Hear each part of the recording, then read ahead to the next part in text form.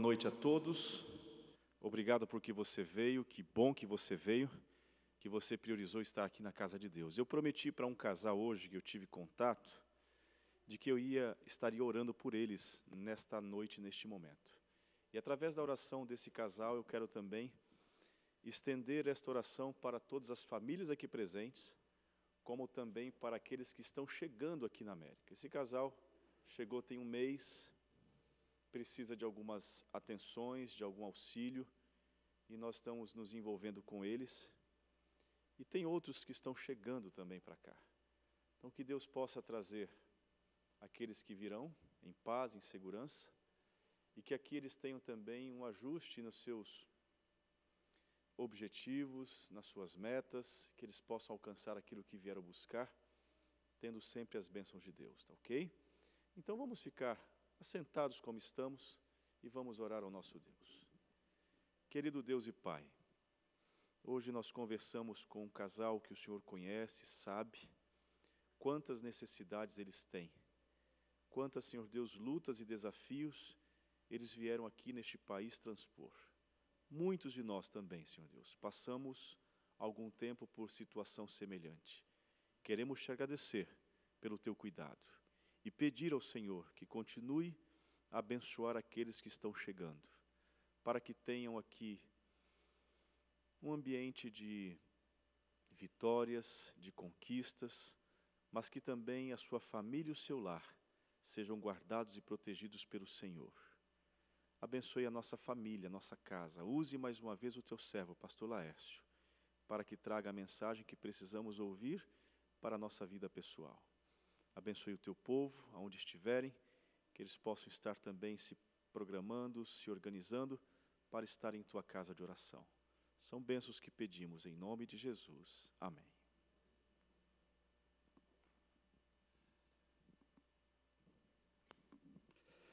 Louvado de eternidade a eternidade, seja o nome daquele que nos amou e de uma maneira tão extraordinária, tão maravilhosa, tão preciosa, se entregou por cada um de nós.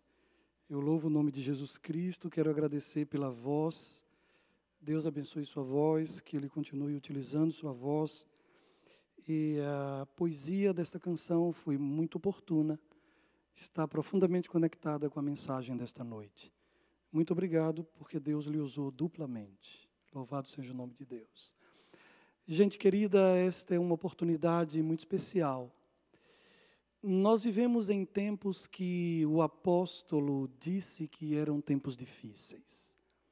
E em meio a tempos difíceis, nós temos uma tarefa muito delicada, que é conduzir a família nesse contexto. Não são dias fáceis. São dias especiais que exigem de todos nós uma atenção muito singular. Entre os vários motivos, eu poderia destacar uma situação de uma senhora chamada Harriet Tubman, muito especial que ela viveu, uma escrava norte-americana. Ela, em um momento cansada da vida que vivia, ela decidiu libertar-se. E ela conseguiu a fuga. Ela convidou o seu esposo insistentemente para fugir com ela, mas ele rejeitou. Ela insistiu muito, não conseguiu. Ela foi embora pela linha do trem, ela conseguiu fugir. Voltou inúmeras vezes e resgatou da escravidão uma quantidade enorme de escravos. Tentou, insistiu, lutou com sua família e com seu esposo ela não conseguiu. Finalmente, já aos 93 anos, ela fez uma declaração muito especial. Ela disse: eu liberei 1000 escravos e teria liberado outros 1000 se eles soubessem que eram escravos. É uma luta penosa. A luta de quem vai conduzir pessoas para a liberdade, sendo que elas não se dão conta de sua condição de escravidão. Complicado, não? Quando nós tomamos a palavra do Senhor, e eu quero dizer a você o seguinte: no texto bíblico, existem um conjunto de situações onde famílias viveram o fim de uma civilização. Nós não somos as primeiras famílias a viverem o fim de uma civilização. Antes de nós, outras famílias, como a família de Noé, a família de Ló, são famílias que viveram o fim de um contexto social, o fim de uma civilização. Nós vamos buscar na palavra de Deus, e existem textos em Coríntios apontando para isso, em Efésios, no livro de Gênesis existe em abundância, no livro dos Reis nós temos situações assim, onde famílias experimentaram um contexto e viveram em um contexto escatológico. Claro, não falo de escatologia como nós estamos por viver agora, que agora estamos vivendo o final dos tempos.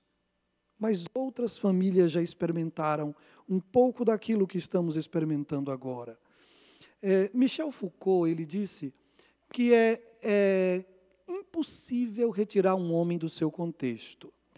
Eu quero dizer a você que Michel Foucault não considerou que a salvação é uma obra feita fora de nós, feita por nós, alguém fez em nosso favor, e sem a nossa participação. Langston, um teólogo do começo do século XX, ele, um teólogo batista, ele pontuou essa maneira de pensar. Michel Foucault, ele estava equivocado em parte equivocado. Porque quando ele diz que é impossível libertar um homem do seu contexto, ele não considerou a possibilidade de uma salvação que viesse de fora. De fato, para qualquer um de nós, nos tornarmos livres do contexto onde nós estamos inseridos, é impossível se uma mão ajudadora não me ensinar a orar em um contexto de tumulto mental, de tumulto emocional, no qual nós estamos inseridos. Bem, eu quero detalhar um outro aspecto. A estrutura das cidades, eu não falo de um ambiente tão agradável quanto o que eu encontro nos arredores desse lugar, é um lugar muito especial e privilegiado, mas quem conhece a vida são paulina, quem conhece a vida do Rio de Janeiro, quem conhece a vida de Recife, de Brasília, a vida em Fortaleza, como eu conheço, a vida em Salvador, quem conhece a vida em Belo Horizonte, sabe perfeitamente que as cidades são devoradoras de seres humanos. As estruturas de cidades são devoradoras de seres humanos. Essa é uma realidade que é só você entrar, que você vai perceber nos periódicos constantemente o crescimento de episódios de depressão. O que está acontecendo com o contexto onde nós estamos inseridos? E eu vou partir para o texto bíblico para a gente poder analisar um pouco melhor. O grande conflito é um evento que se dá de forma marcante na nossa mente. E na nossa mente, a parte mais afetada é a vontade.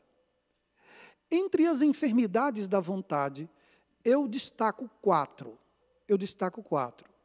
A compulsividade, a impulsividade, a depressividade e a obsessividade. Eu destaco essas quatro. Essas quatro eu destaco a partir da minha rotina pastoral em grandes centros urbanos. Veja, eu fui pastor em Recife, eu fui pastor em Fortaleza, eu fui pastor em Brasília, eu sou pastor em Assunção. São cidades com um grande volume de gente se acotovelando nas ruas, os carros quase se tocando nas ruas, com filas quilométricas. Nesse contexto. E eu estou dizendo a vocês que na minha experiência pastoral, eu tenho observado o crescimento das enfermidades da vontade.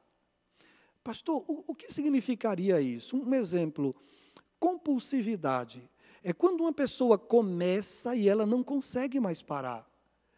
Eu conheci pessoas que, quando tinham um acesso de ira, uma coisa que deveria cessar em 5 minutos, 10 minutos, era incrível como ela, absolutamente descontrolada, seguia irada por horas.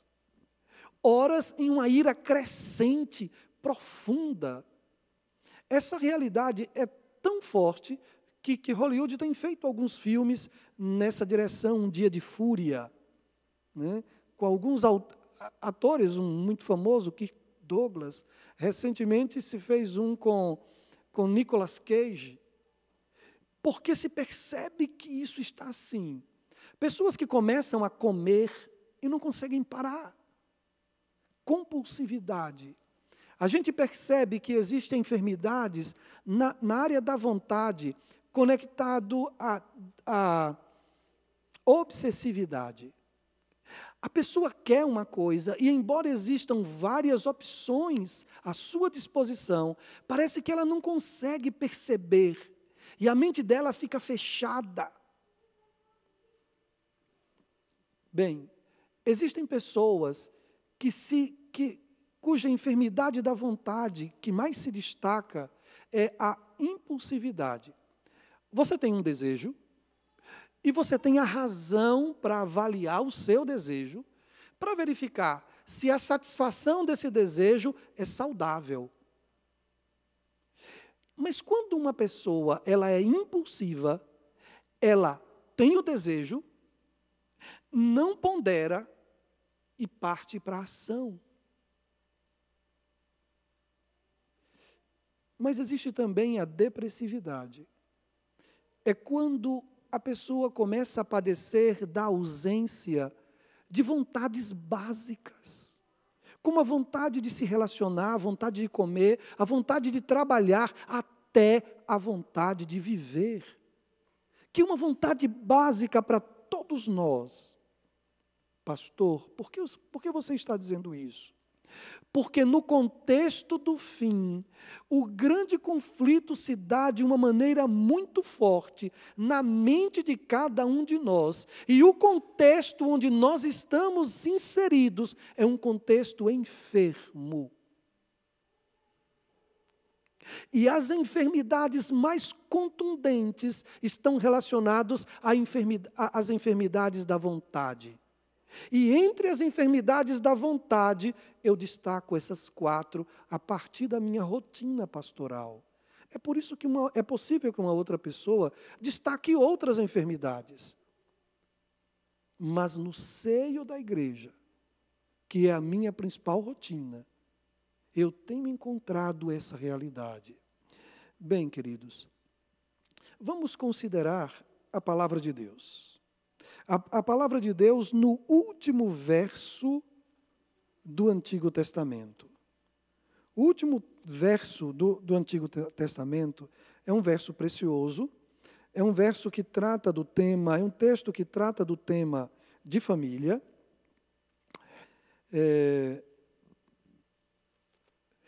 E fala de uma maneira que para mim foi nova, assim, foi curiosa, ao menos curiosa. Capítulo 4, versículo 6 do livro de Malaquias. Malaquias, capítulo 4, verso 6. Vamos tomar o verso 5 para facilitar para vocês. Talvez alguém não esteja tão conectado ao texto. O verso 5 vai ajudar na conexão. Eis que eu vos enviarei o profeta Elias, antes que venha o grande e terrível dia do Senhor. Ele converterá o coração dos pais aos filhos e o coração dos filhos aos seus pais, para que eu não venha e fira a terra com maldição. Esse texto me surpreendeu, confesso a vocês, por um fator específico. Eu trabalhei sempre a conversão a partir do meu relacionamento com Deus, a partir do relacionamento das pessoas com Deus. Mas eu não havia ainda trabalhado esta expressão, conversão, a partir do relacionamento familiar, que é quando os planos que eu estou fazendo podem estar me levando para longe da minha família. E o Espírito do Senhor, nesse momento final da nossa história, Ele trabalhará para fazer com que eu esteja convertido às minhas filhas e convertido à minha esposa.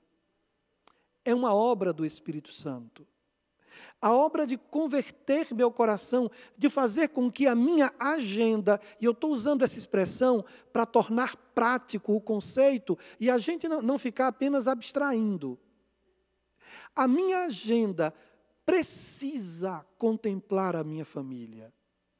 A minha rotina precisa encontrar a minha família de maneira intencional. E qualquer projeto de vida, por mais maravilhoso desde a perspectiva material que pareça, que seja, se ele me leva para longe da minha família, esse projeto conspira contra um plano de Deus. A atuação do Espírito de Deus vai proporcionar conversão dos meus caminhos em direção às minhas filhas. Gente querida, quando o século XXI começou, nós tivemos uma guerra de religiões. Essa guerra contra o terror, essa guerra no Iraque, é toda uma situação de religião, é uma guerra de religiões. E o que se vê é a utilização do nome de Deus como um instrumento, como motivo para a beligerância, para o conflito. Existe um detalhe. Existe uma enorme impossibilidade de diálogo. E o que resulta da impossibilidade de diálogo é morte. O começo deste século, nós fomos testemunhas de uma guerra. E uma guerra onde o nome de Deus era usado tanto pelo presidente Bush, como pelos terroristas, os iraquianos, ou quem quer que seja. Quem estivesse de um outro lado. E o nome de Deus era utilizado por todos.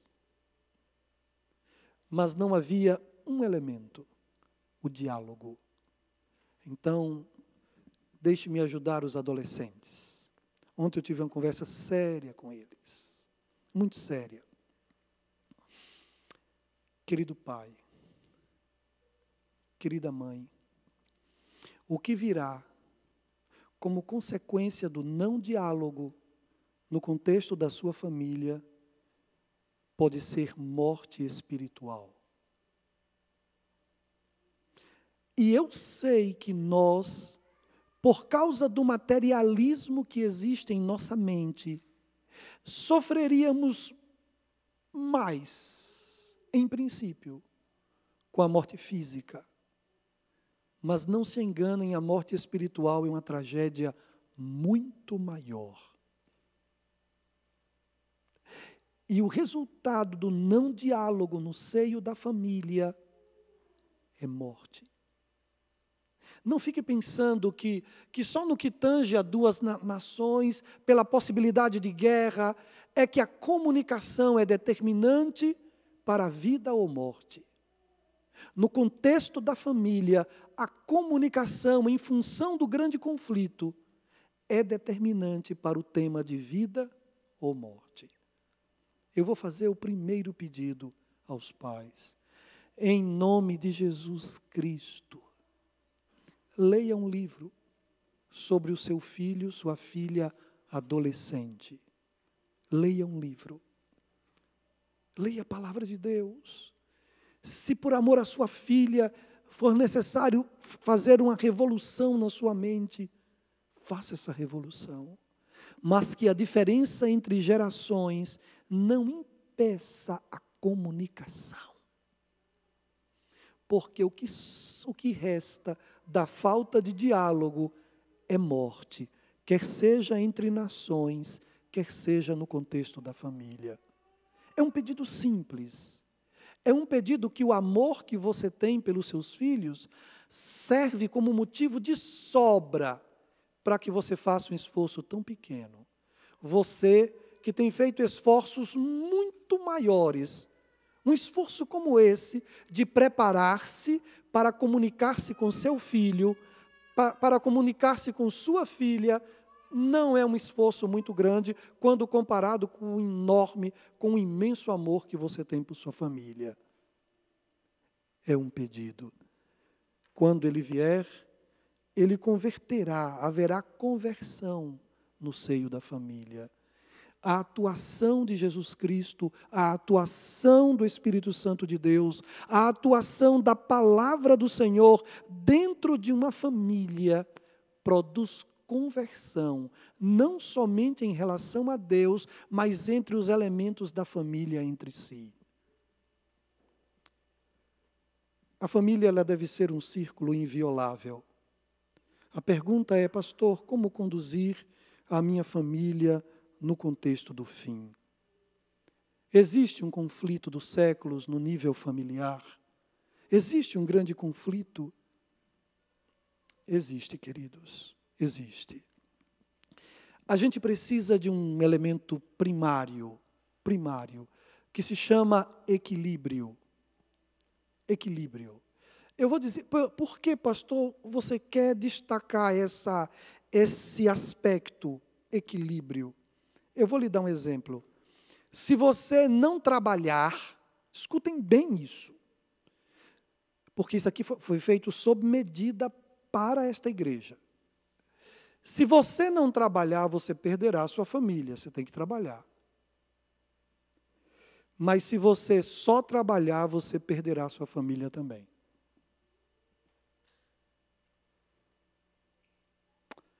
Se você não trabalhar, você perde a sua família, eu sei disso. Precisa trabalhar, precisa alimentar a família.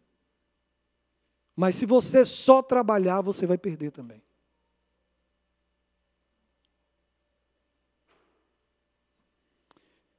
Se há uma coisa que define um ser humano, homem, mulher, você quer saber o que define você?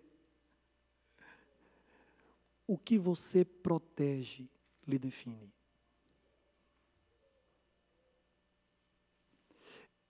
Uma pessoa pode ser conhecida facilmente pelas coisas que ela tenta proteger. Você tenta proteger sua família, você está convertido a ela. O que você tenta proteger? Às vezes eu tento proteger meu nome e não minha filha. Quem eu amo mais? Meu nome ou minha filha?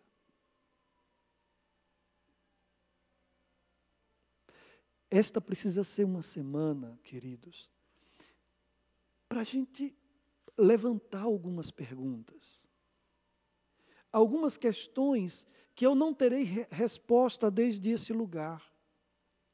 São questões cuja resposta só o Espírito Santo de Deus, em sua misericórdia, visitando a cada um, vai ajudar você a encontrar a resposta. Como conduzir a família no contexto do fim? De fato, nós não somos a primeira geração a viver o fim de uma civilização, não somos. Ló teve esta experiência, Abraão também teve esta experiência. Vamos ponderar no que está escrito em Gênesis capítulo 4, verso 17. Eu quero que você tome sua Bíblia no seu celular, sua Bíblia física, eu não sei como é que está a sua Bíblia, contanto que tenha o texto, me dou por satisfeito. Palavra de Deus, no livro de Gênesis, capítulo 4.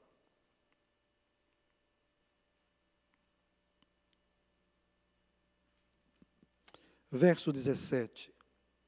E coabitou Caim com sua mulher. Ela concebeu e deu à luz a Enoque.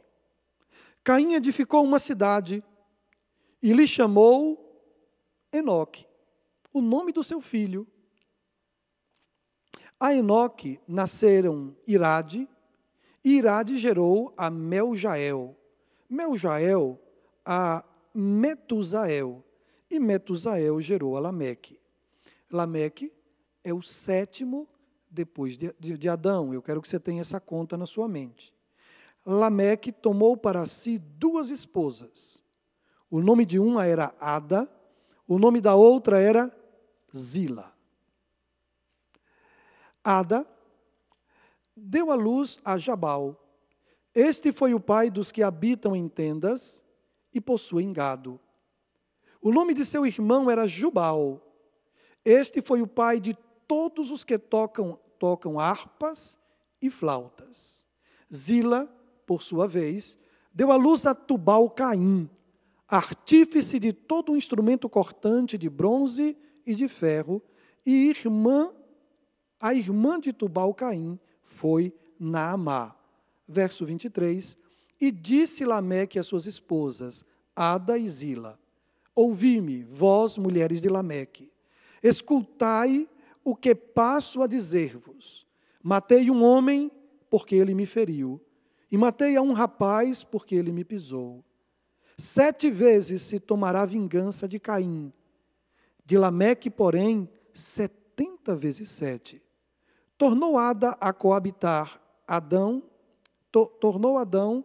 coabitar com sua mulher, e ela deu à luz um filho, a quem pôs o nome de Sete, porque disse ela, Deus me concedeu outro descendente em lugar de Abel, que Caim matou.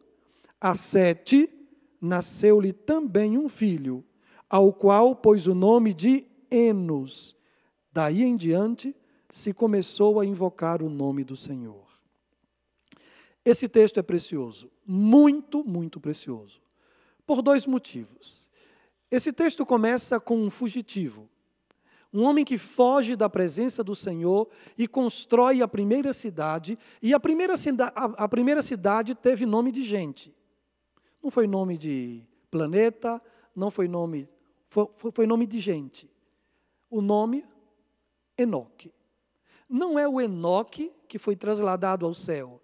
Esta é a geração de Caim. Interessante que a geração de Caim vem, e há um destaque especial ao 7º descendente de Caim, que foi Lameque. O texto, o capítulo, ele é completado com outro filho de Adão, que também tem um filho. E a partir deste outro filho, deste filho de Sete, Enos, nós temos a adoração, nós temos a invocação do nome do Senhor, nós temos um querigma, a proclamação do nome do Senhor. Na realidade, nesse trecho, nós encontramos esses 2 elementos.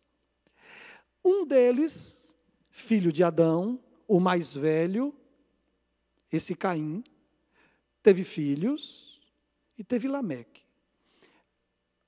Lameque teve 3 filhos. Um deles foi o pai do capitalismo moderno. Ele foi quem começou a juntar mais do que precisava para sobreviver. A terra pertencia a todos.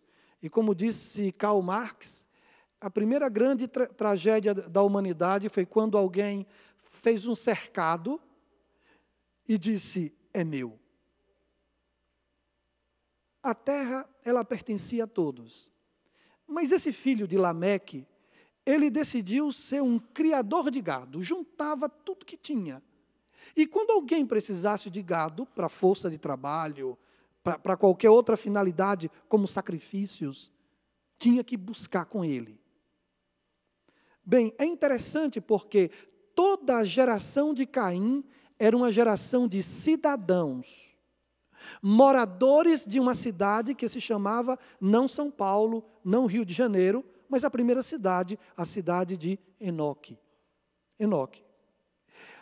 Lameque era cidadão de 7ª geração. Os filhos dele foram criados nas ruas da cidade. Interessante que nesse contexto urbano, o texto bíblico faz questão de ressaltar o crescimento da violência. Se Caim, antes de ser um urbanoide, matou um, esse urbanoide de 7ª geração, Lameque, havia matado o dobro. A criminalidade estava crescendo. Caim, apesar de ser quem era, o registro bíblico não o denuncia por poligamia. Mas Lameque, sim.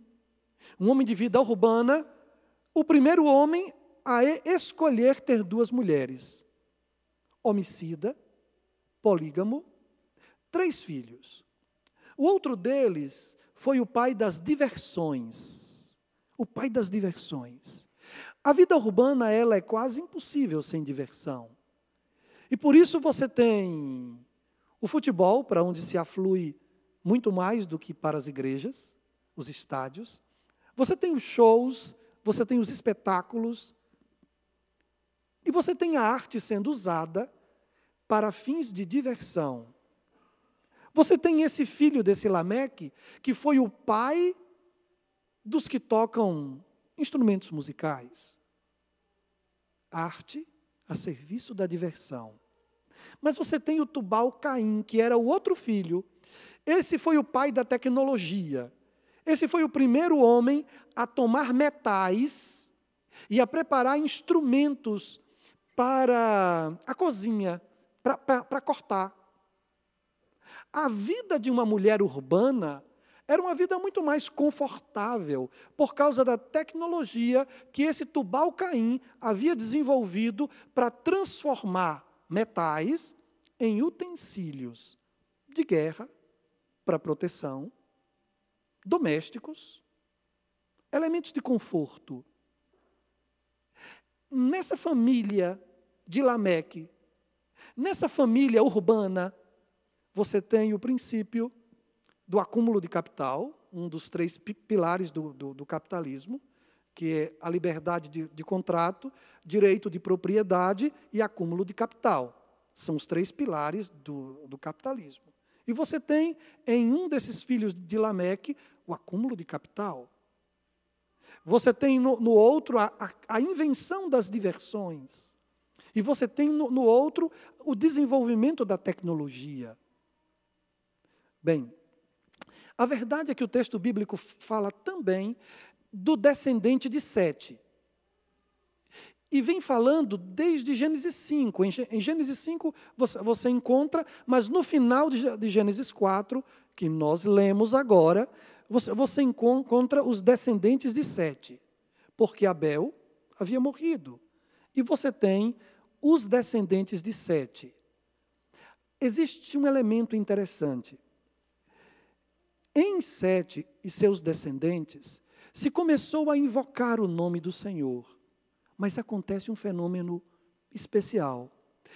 O tempo vai passando, e finalmente Deus olha do céu à terra e percebe que só havia um homem justo. Como era o nome dele? Noé. Você sabe o que aconteceu? Os descendentes de Caim foram mais capazes de conquistar os missionários da descendência de Sete para o contexto do conforto urbano, para o contexto da vida urbana, do que os descendentes de Sete de conquistar os descendentes de Caim. Deus olha do céu à terra, 10 gerações depois, olha e só sobrou Noé dos missionários da descendência de Sete. Por que eu estou dizendo isso? Eu preciso colocar para vocês o potencial que o contexto no qual nós estamos inseridos tem para nos seduzir. E nós também não somos a primeira geração em contexto escatológico a estarmos vulneráveis às seduções desse contexto. Os descendentes de Caim, todos urbanoides, gente que vive em cidade. Os descendentes de Sete, onde se começa a invocar o nome do Senhor, a uma obra de exaltação, de construir altares, a tudo isso, depois de algumas gerações, Deus olha, sobrou um. E agora? Serve de advertência para todos nós. Nós somos vulneráveis às seduções do nosso contexto. Seja nas diversões, seja porque nós nos permitimos envolver em uma vida esgotante, esgotadora, extenuante, e precisamos recorrer às diversões. Uma vida pobre espiritualmente, sem espaço para Deus nela, sem espaço para comunhão com Deus, em um contexto trágico, em um contexto escatológico, em um contexto de enfermidades da vontade, onde a vontade do ser humano está doente. Eu citei 4, mas tem muito mais. Gente que começa e não consegue parar. Eu queria parar, mas não consigo. Gente que perde a vontade de fazer coisas que a humanidade sempre teve vontade, porque é da natureza, é genético, é codificado. E perde essas vontades fundantes.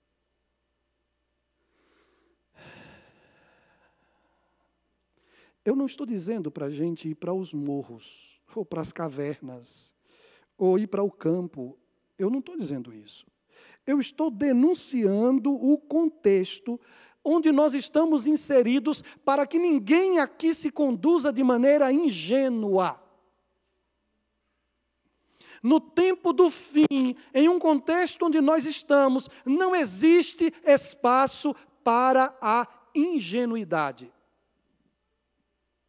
Não existe espaço. Amigos queridos, eu quero tomar um elemento para pontuar com vocês. E a partir dessa reflexão eu vou caminhar para o encerramento da mensagem de hoje. Eu quero convidá-los para conhecerem uma comunidade preciosa, linda, maravilhosa. Gente comprometida, mas triste. Incrivelmente triste. Está em Filipenses.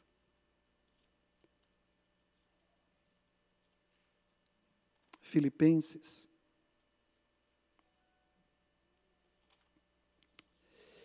É um texto incrível, porque em apenas 4 capítulos, o apóstolo Paulo menciona 14 vezes a sua preocupação.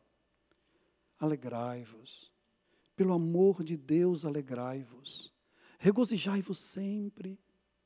Ele tem essa preocupação por 14 vezes. Em um texto tão pequeno, ele tem preocupação com a alegria daqueles que foram alcançados pelo Evangelho. Essa comunidade era uma comunidade tão comprometida. Eles ajudavam a igreja em Jerusalém. Eles ajudavam a financiar viagens missionárias de Paulo. A comunidade de Filipos era uma comunidade preciosa, mas era uma comunidade que notoriamente carregava consigo uma tristeza. Por que eu digo isso? Porque eu preciso apresentar a vocês um fato concreto de crente triste, de crente doente da vontade, ao menos em um aspecto. E o texto bíblico me traz. O apóstolo Paulo tem preocupação, e ele usa o testemunho pessoal dele, para abrir os olhos, o entendimento da comunidade em Filipos. Capítulo 3, verso 13. Nesse texto, nós vamos encontrar o triângulo da depressão. O triângulo da depressão.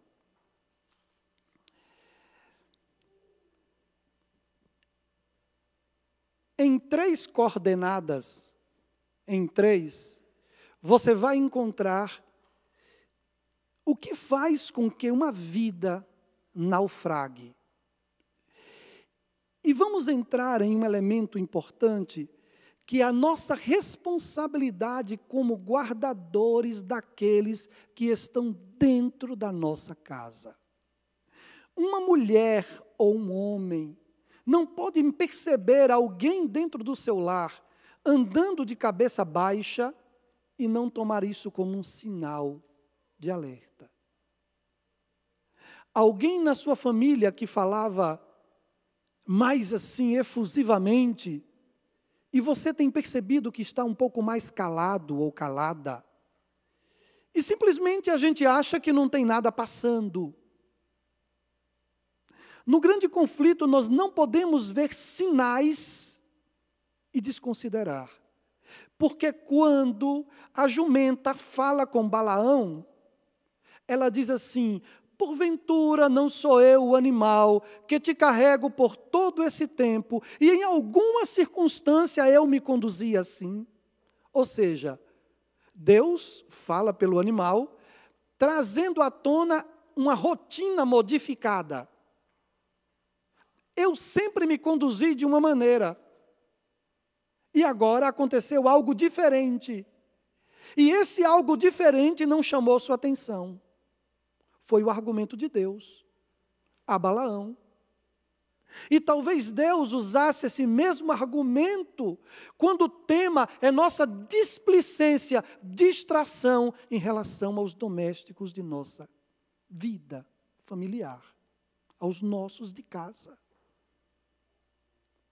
O descaso, anote essa palavra, o descaso é um perigo muito sério. Nós precisamos ler mais do que as palavras conseguem comunicar. Família exige atenção. Atenção. Esse texto é precioso. Filipenses capítulo 3, verso 13, o apóstolo Paulo diz assim: irmãos, quanto a mim eu não julgo havê-lo alcançado, mas uma coisa eu faço, e esta coisa é que, resolvendo o meu passado, esquecendo-me das coisas que para trás ficam. Se houve um homem que precisava deixar o passado resolvido, para que o seu passado não lhe molestasse, não lhe perturbasse, não lhe condenasse, não lhe afligisse no seu presente, esse homem foi Paulo. O apóstolo Paulo ainda trazia na memória as lembranças daqueles a quem ele havia mandado apedrejar, levado ao cárcere. Ele trazia na memória. Ele tinha a face de Estevão em sua memória. Ele tinha as últimas palavras de Estevão em sua memória. Ele tinha o cheiro da roupa de Estevão que estava em sua mão, em sua memória.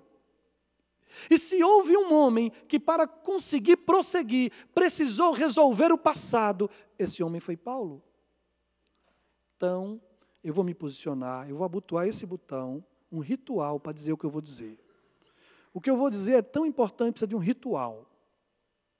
Abotou 2, como diz a lei, o de baixo você não abotoa, já chamei a atenção. Agora escute. Em nome de Jesus Cristo, pelo amor de Deus, jamais permita que o seu passado condene você.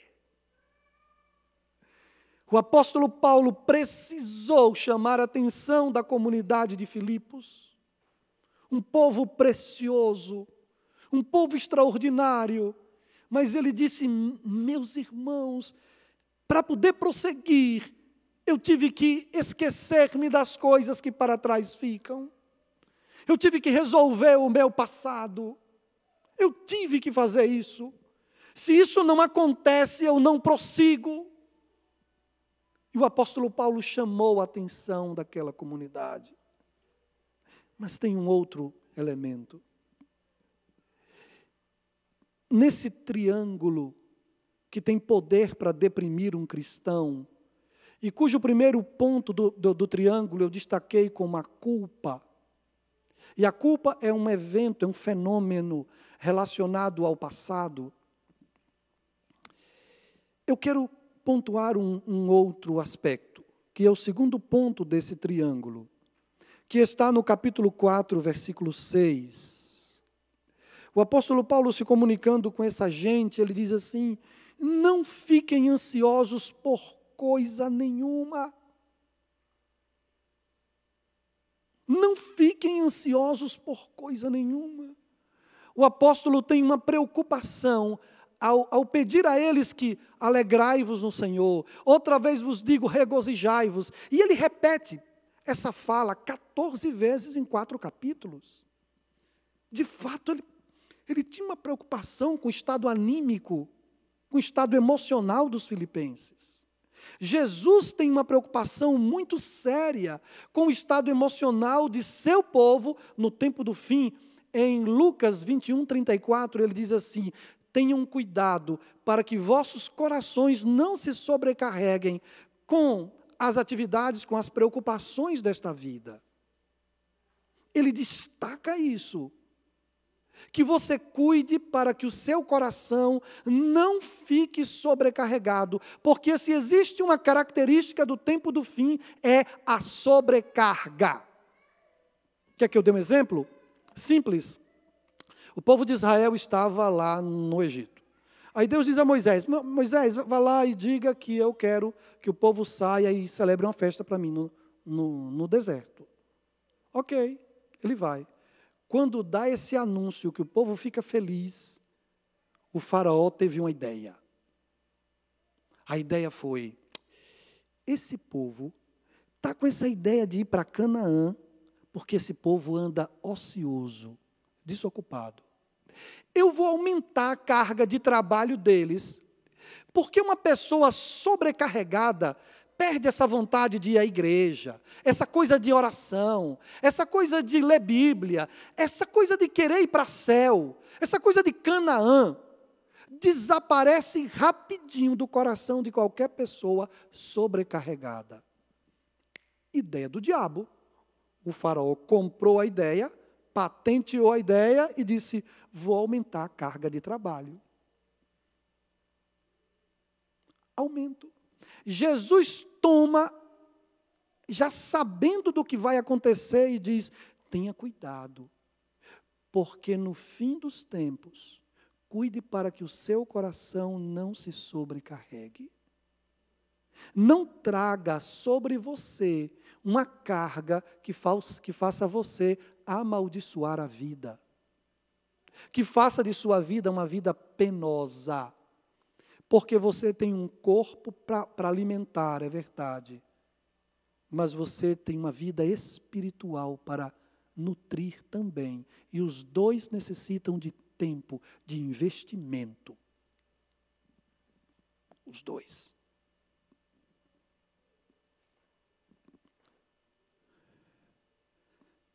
Não andeis ansiosos. Cuidem com o que sua cabeça está pensando do futuro. A ansiedade é a enfermidade mais, de fato é a única enfermidade que Jesus pontua. E o apóstolo Paulo vem e pontua também. A ansiedade, ela tem um poder altamente destrutivo. Eu não sei se você já conversou com uma pessoa muito ansiosa. ela espera só você respirar para tomar a palavra. Gente ansiosa, é impossível a convivência com gente ansiosa. É impossível o relacionamento com gente ansiosa. Ela não está em si. Ela não está em si. E sabe qual é o maior perigo nesse contexto onde a gente vive, onde a gente está inserido? É que a gente saia de nós próprios e necessitemos de eventos duros, de sofrimentos, como o filho pródigo, para que se diga, e caindo em si, mas só no sofrimento, e caindo em si, depois que sofre, vai cair em si. Por que não toma a palavra de Deus, que tem poder para fazer com que eu caia em mim? Por que eu não uso os meus joelhos no meu quarto para cair em mim? Por que eu preciso ser jogado aos porcos e viver com os porcos e não ter mais nada para cair em mim? Infelizmente, algumas pessoas só descobrirão que Jesus é tudo o que elas precisam quando Jesus for tudo o que elas tenham. Nós não precisamos. Eu posso cair em mim sem que seja necessário eu estar cuidando dos porcos. Eu posso cair em mim. Eu não posso permitir que um afã por um futuro que Jesus questionou. Ele disse, louco, hoje te pedirão a tua alma. E toda essa correria que você tem, para que vai te servir? Sabe, eu só queria ordenar as coisas. Lógico que a palavra do Senhor diz, 6 dias trabalharás. Mas eu não recomendo a ninguém que vá trabalhar um dia sequer, sem que antes tenha buscado em primeiro lugar o reino de Deus e a sua justiça. O que a gente precisa é ordenar as coisas. O que a gente precisa é equilibrar as coisas. E nós não podemos encontrar entre as pessoas que estão esperando a volta de Jesus os mesmos índices que se encontra entre pessoas que não estão esperando. Porque a minha pergunta é simples: que diferença faz esperar a volta de Jesus ou não esperar? Alguém que espera a volta de Jesus gasta o seu dinheiro da mesma maneira que quem não espera? Investe o seu tempo da mesma maneira que quem não espera? Quem espera Jesus voltar se relaciona no ambiente da família da mesma maneira que quem não espera? No ambiente de trabalho? Esperar Jesus voltar altera alguma coisa na minha vida, na minha rotina, do meu modus vivendi? Altera alguma coisa? Deveria, óbvio.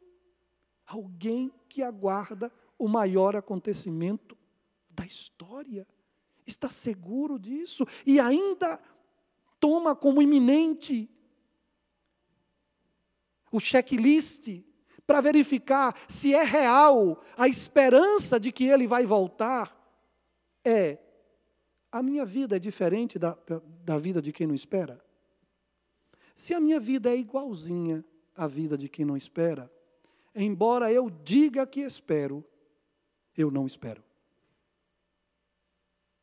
Se eu gasto o dinheiro do mesmo jeito, se eu uso o tempo do mesmo jeito, se eu me relaciono do mesmo jeito, mesmo que eu saiba que ele vai voltar, a verdade é que eu não estou esperando que ele volte. O futuro, para o cristão, para o adventista mais que tudo, no futuro, para ele, está a volta do Senhor. Está isso. Está a educação dos filhos. Eduque os filhos. Está o cuidado com a saúde. Faça o plano de saúde. Ninguém está contra isso, não. Mas o grande detalhe é que, assim como eu quero me preparar para envelhecer com proteção, depois de ler Bíblia há tantos anos, não me preparar para o encontro com o Senhor, soa estranho. Soa estranho.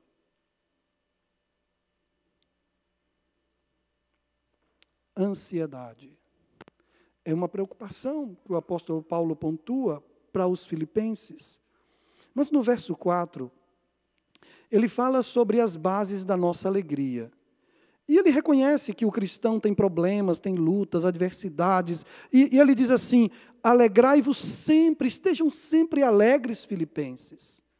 Ó filipenses, alegrem-se sempre, mas alegrem-se no Senhor. Interessante, porque a culpa é uma coisa relacionada com o passado. A ansiedade quase sempre está relacionada com o futuro. Quando esse texto de 4:4 de Filipenses vem, ele vem dizendo, alegre-se no Senhor. Eu digo, alegrai-vos sempre, Paulo diz. Interessante. Porque na minha rotina, nem todos os dias o céu está azul. Às vezes em minha rotina tem nuvens. Às vezes as nuvens estão escuras. Às vezes tem tormentas. Mas sabe de uma coisa? Aquele que se alegra no Senhor é como aqueles que esperam no Senhor. Eles renovam as suas forças. O último grande teólogo do século XX, que ainda está vivo, o pastor Sandro, bom, até bem velhinho, já está bem esclerosado e tal, Jürgen Moltmann, o teólogo da esperança. Ele escreveu vários livros, mas 3 compêndios sobre a esperança. Quando ele era um jovem de 19 anos, ele sonhava em fazer matemática. A família dele, uma tradicional família alemã, era uma família que não considerava a possibilidade de Deus. Ele não considerava. Ele queria ir para a universidade, mas em 1945, aos 19 anos de idade, Jürgen Moltmann, o teólogo da esperança, livros maravilhosos, a definição dele, só para que vocês, que eu estou falando e eu fico lembrando do que eu li, e o que eu li que mais me impressionou foi a definição que Jürgen Moltmann dá de esperança. Ele diz assim, 3 compêndios, eu não li os 3 todos, mas eu li uma boa parte do conteúdo dele. Diz assim, esperança é confiança no futuro planejado por Deus. Esperança é a definição que o teólogo da esperança, nenhum teólogo falou de esperança de uma maneira tão extraordinária como ele. Vocês vão entender por quê. 1945. Ele vai à guerra, mas já era o fim da guerra. Ele não chegou a dar um tiro em ninguém. Ele está com um amigo e um bombardeiro britânico vai sobrevoando o local onde eles estavam e soltou uma bomba. Essa bomba partiu o amigo dele, que estava pertinho dele, eles estavam conversando. A bomba estoura, explode e atinge o amigo. O amigo dele é partido. Naquele momento ele olha o amigo, fica assombrado com a cena que vê e olha para o céu e tem um impulso de clamar por alguém que ele nunca viu e nunca creu que existisse. Ele olha para o céu, buscando Deus, e pergunta por quê. A guerra acaba. Ele vai para o campo de concentração dos aliados, da aliança. Ele vai para o campo de concentração e lá um capelão entrega a ele uma Bíblia. Jürgen conhece a Bíblia, estuda a Bíblia, examina e se desilude do nacionalsocialismo, do nazismo, e se desilude do nazismo, dessa ideia nazista de sociedade. Ele se desilude disso, porque ele tem um encontro, um contato com Auschwitz. Ele tem um contato com mais 2 campos de concentração. E ele perde completamente a esperança nesses mecanismos ideológicos de salvação para o homem. Ele perde a esperança nisso. E encontrando a Bíblia, ele encontrou o que significa esperar um futuro diferente. Um futuro não planejado por mim, mas um futuro planejado por Deus para mim. Para que eu aprenda a descansar. E a ansiedade, que é uma das mais terríveis enfermidades humanas, porque atinge o ser humano sociologicamente, espiritualmente, atinge fisicamente, atinge psicologicamente. A ansiedade é uma tragédia. E a esperança, que é confiança no futuro planejado por Deus, é um instrumento que traz segurança ao coração de todo aquele que, como nós, estamos vivendo o contexto do fim. Esperança, precisamos disso desesperadamente. Jürgen Moltmann, finalmente ele encontra o Evangelho, e anos depois ele escreve o seguinte: não fui eu que encontrei a Deus, foi Ele quem me encontrou. Eu sei que nós estamos vivendo o contexto do fim, mas Jesus Cristo disse para você não ter medo. Ele disse: não vos assusteis. O fim e tudo que o cerca, tudo que está envolvido nele, não são motivos para quem conhece o Evangelho e ouviu as palavras do Senhor ter o coração afligido pelo medo. Não são motivos. Sabe, queridos, resta uma coisa só. Pensem comigo e eu encerro. Pensem, tá bom? E eu encerro. Eu encerro pensando. Eu não encerro chorando. Eu encerro pensando. E a gente vai para casa pensando. E amanhã a gente volta para pensar. E se não gosta de pensar, bom, vai ter dificuldade. Vamos pensar essa semana. Pensar família. Vamos pensar o fim. Vamos pensar a nossa estrutura psicológica, a nossa estrutura espiritual. Vamos pensar. Agora pense. Como um ente, um ser pessoal como eu, não vou afundar, naufragar, se basta a cada dia o seu, ok. Mas aí aqui estou eu no presente, no agora. E eu trago do meu passado uma aflição, uma lembrança, uma realidade vivida, e trago o meu passado para o meu presente. E o meu passado vem para o meu presente em forma de culpa. De culpa. Mas basta a cada dia o seu mal. A minha estrutura psicológica e espiritual não suporta o presente e o passado. Ao mesmo tempo, eu não dou conta disso. Mas, para alguns, isso é pouco. Então, vai e, através da ansiedade, tenta trazer o futuro. E aí, no agora, essa pessoa vive passado, presente e futuro, quando o presente já é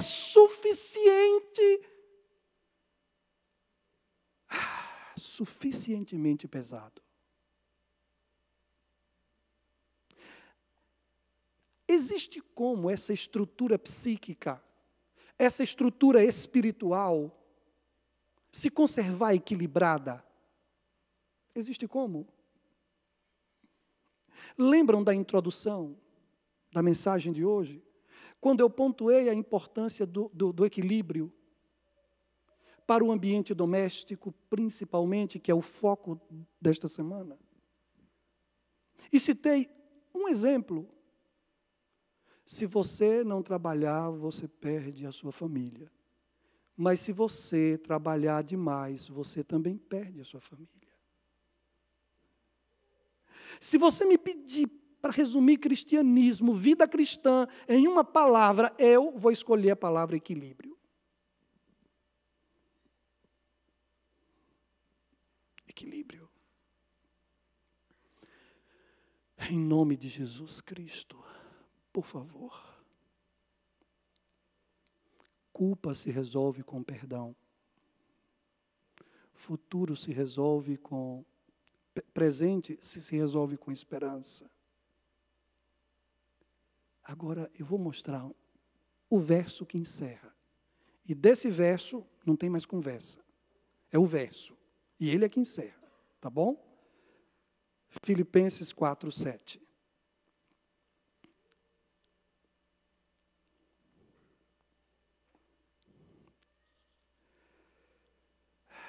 O verso 6 e o 7, para dar contexto.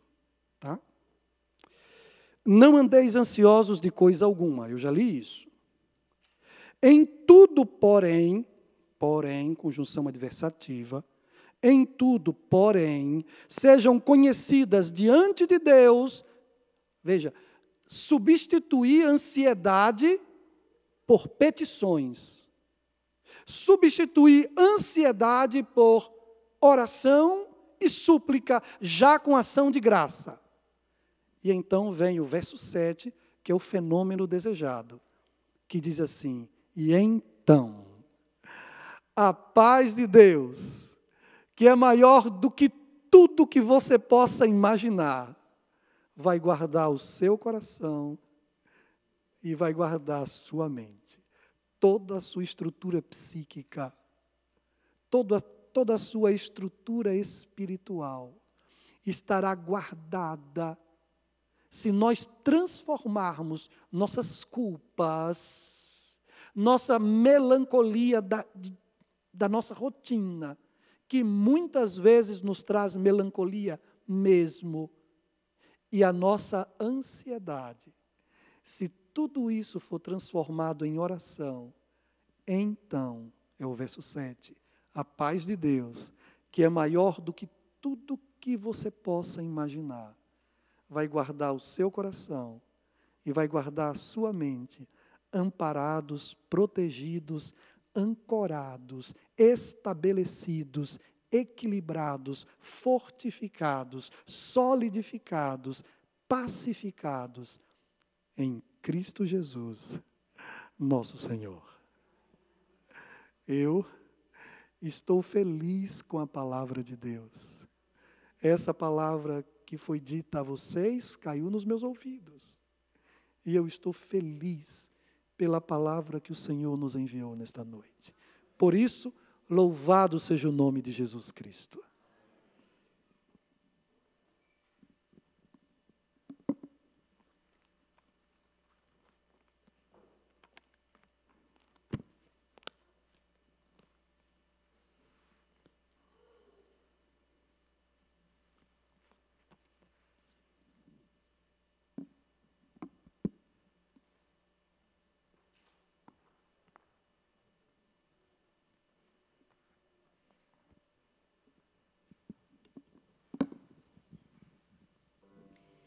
Depois de uma mensagem tão linda, inspiradora, só podemos clamar a Deus por restauração. Restaura, Senhor, minha vida. Restaura. Vamos nos colocar de pé e cantar?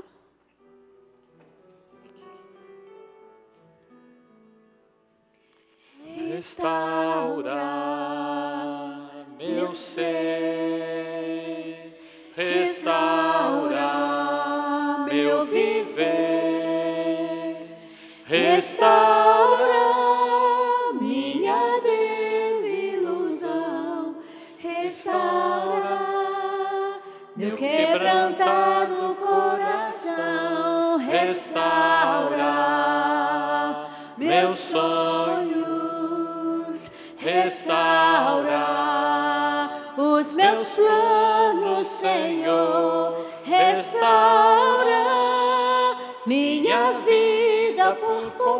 completo, porque todos saibam que tu és meu Deus, porque teu é o poder e o louvor, porque tu és a paz e o amor, a ti toda honra e glória rendemos, Senhor. Grandioso é teu agir em nossas vidas, restaurar. Amém. Ok.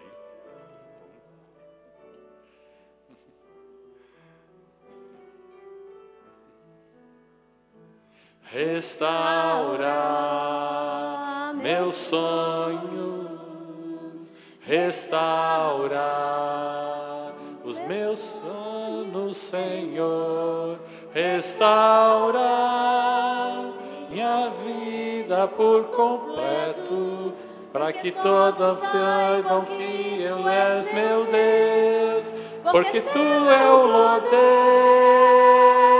e o louvor, porque tu és a paz e o amor, a ti toda honra e glória rendemos, Senhor.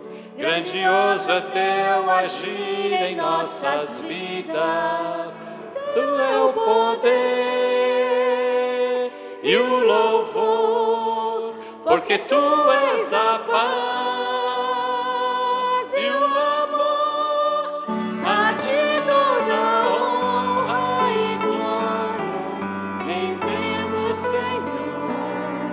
Grandioso é teu agir em nossas vidas,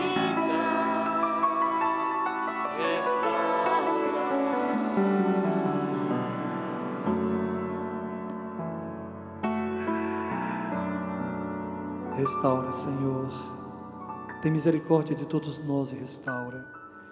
Vocês lembram como nós começamos a mensagem hoje? Apresentando o tema das cidades, as duas gerações, como nós somos vulneráveis. Depois eu parti para a conversão dentro da família. Depois eu parti para comentar com vocês as enfermidades da vontade. E apresentei uma delas detalhadamente no livro de Filipenses, que é o triângulo da depressão. Passado, presente e futuro, no texto paulino da carta aos Filipenses, apresentamos este elemento como o triângulo da depressão. Bem, amanhã nós temos um novo encontro. Sempre sistematizado, porque cada pessoa tem um jeito, e sempre sistematizado. Você traga a sua Bíblia no celular, ou traga a sua Bíblia física, para você marcar a sua Bíblia, para você não esquecer esses textos, para que esses textos acompanhem você e façam parte da sua dieta, que vai alimentar a sua alma. Pai querido, louvado seja o teu nome pelo privilégio deste encontro. Obrigado, Senhor, porque teus filhos, gente muito preciosa, pessoas que foram trazidas para este lugar pelo teu Espírito. Senhor, elas poderiam estar fazendo outras coisas. Talvez a vontade até quisesse que fizessem outras coisas. Mas elas conheciam a tua vontade. E de alguma maneira a tua vontade superou a vontade pessoal. O Senhor é maravilhoso, Deus. O Senhor atua. E o Senhor não nos deixa à mercê da nossa vontade. Estamos enfermos pelo pecado, Senhor. São 6.000 anos de uma mente afetada. É o fim da história, Senhor. E devemos conduzir uma família. Ó Deus, nós mesmos, cada um, enfrentamos nossa luta pessoal para nos manter de pé. E ainda conduzir uma família. se o milagre da tua presença não for real em nossa rotina doméstica, esta é uma tarefa impossível. O fim está nos afetando. As dificuldades, as características do fim nos afetam como homens e mulheres. E ainda conduzir uma família. Usa de misericórdia para com cada um de nós. Ajuda-nos, Senhor, a impormos limites, para que ao menos o teu santo sábado não seja um dia livre, não seja tratado como um feriado, que ao menos o teu santo sábado seja tratado como dia de repouso, em um contexto de trabalho excessivo, que rouba dos teus crentes a vontade por Canaã. Tem misericórdia. Devolve a gente para o nosso quarto de oração. Ajuda-nos a confiarmos mais nos joelhos do que nos pés. Ajuda-nos a compreendermos que de joelhos se vai mais longe do que a pé. Ah, Senhor, estamos tão longe. Está tão difícil acreditar que o Senhor se move mais rápido do que a gente, que o Senhor é mais atuante na minha vida do que eu. E quantas vezes eu disse que lhe entregava a minha vida, mas a tomei em minhas mãos. Quantas vezes? Ajuda-nos para que nossas declarações não sejam vazias, em um contexto cultural vazio, em um contexto cultural superficial, uma superficialidade, um vazio que se alastra como praga e vai criando, inclusive, crentes vazios, aparência de piedade, sem eficácia, o grão murcho, a peneira está chegando, e só o grão cheio vai ficar. A hora está chegando. Desperta-nos, desperta-nos, nos devolve para o estudo da palavra. Ajuda-nos a compreendermos que se o corpo necessita de 3 refeições, a alma não necessita menos, a alma necessita de cuidado, necessita de pão, necessita de água, necessita de alimento. Nos conscientiza de nossa responsabilidade. Que a paz do teu Espírito ilumine cada homem e cada mulher. Eu imploro que o Senhor desvie de nossas meninas o olhar do homem mal intencionado. Que o Senhor desvie dos nossos rapazes o som da voz da mulher astuta. Desvia dele, Senhor. Protege essa juventude. Em nome de Jesus. Amém. Você pode abençoar a pessoa que está ao seu lado. Não é difícil. É um ato simples, mas é um ato poderoso.